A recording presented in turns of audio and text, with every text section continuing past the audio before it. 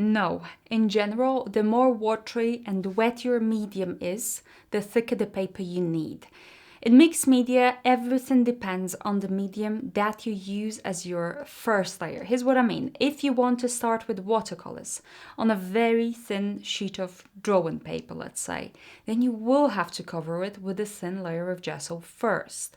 This is because thin paper will absorb all the water right away. So I'm going to show you that. I have my old book here. And on this piece of paper from that old book, I've painted with watercolor. You see, it's quite... it doesn't look that great. You can see the paper, the water almost going in the paper. And here I covered the same paper with a little bit of gesso. And I have thin layer and thick layer. No, thin and thick. And I'm gonna show you it's massive difference. The watercolor looks different. The color is more vibrant. So it works same on thin or thick layer of gesso. So that's a proof that even a thin layer of gesso will do the job. But you see how the paint just sits on the surface really.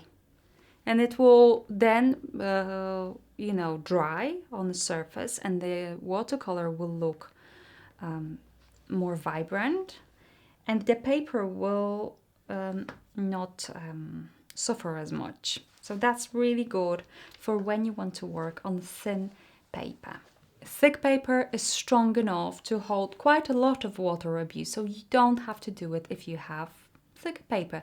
I usually start with a layer of acrylic paint in my art journals. So acrylic paints, they don't have much water. It's not a very wet medium, so it will work perfectly well on thin or thick paper.